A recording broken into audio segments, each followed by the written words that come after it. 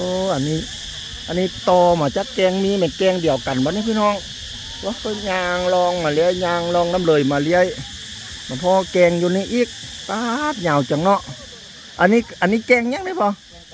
แกงตะหลาโอ้แกงตะหลาทางพุ่นแกงนี้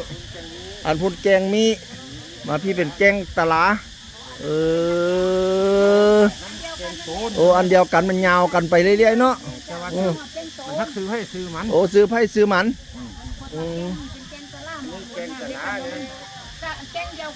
แกงเดียวกันยาวไปฮอดพุ่นตีคนละซื้อโอ้หางพุ่นมันแกงโตนที่บันนี้นะโอ้ปะได้อะปาดโถเป็นทางนี้เดี๋ยวพี่น้องเป็นทางนี้แสดงบ้านแกงนี้มีจักแกงแกงนี้มี3 แกงตีมี3 แกงพี่น้องโอ้แทงซีแกงก็มีเป็นเสด็จลูกค้ามาในบ่อนี้นะหลับช่วงสงกรานต์เนาะจังสิมาไล่เนาะช่วงนี้ก็บ่ปั่นได้เนาะบ่ปั่นได้เฮียพี่น้องมาเด้อมาเฮียวเด้อมาเฮียวเด้อมาเด้อมาเที่ยวเด้อพี่น้องบ้านแกงมีนี่3 แกงนำกัน3 แกงอันนี้คือแกงตาลาติ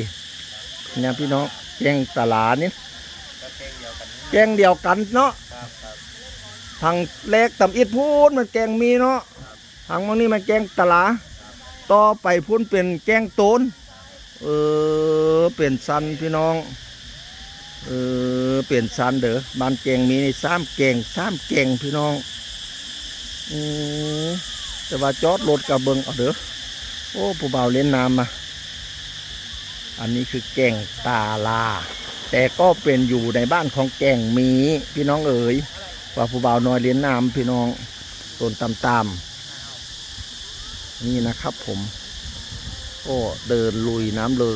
ยตื้นๆนะครับลุยไปนั่งตรงเป็นซุ้มครับผมซุ้มก็กำลังจะทำขึ้นเรื่อยๆเพราะจะต้อนรับนักท่องเที่ยวสักหน่อยคิดว่าน่าจะล้นแน่นอนนะครับนี่นะนี่เด้ออันนี้คลิปนี้ให้เป็นแกงตลาซะเนาะนี่นะแกงตลาเพิ่นก็สิมีมองจอดรถท่องเพิ่นก่อพี่น้องบ้านยามเขามาบ้านแกงนี้เขากะเบิ่งป้ายว่าเขาสิมาแกงตลาก็ต้องห้ามมองจอดรถนี่นะพี่น้องนี่เด้อบ้านแกงมีนะบ้านแกงมี3 แกงเด้อมีแกงมีแกงตลากับแกงโตนตามนั้นพี่น้องนี่นะตอนนี้นักท่องเที่ยวบ่ปั่นได้เฮียเพราะว่าอันบ่หันสงกรานต์จังสีมาเตะโคบแล้วนี่นะเป็นซุ้มน้ำใสไหลเย็นเห็นตัวป่าโอ้อันนั้นไม่ไผ่จนว่าแทงยอด น้ำท่วมเลยเนี่ยตะกี้สงสัยน้ำมันตื่นกว่านี้เนาะนี่น้ำลึกขึ้นตามนั้น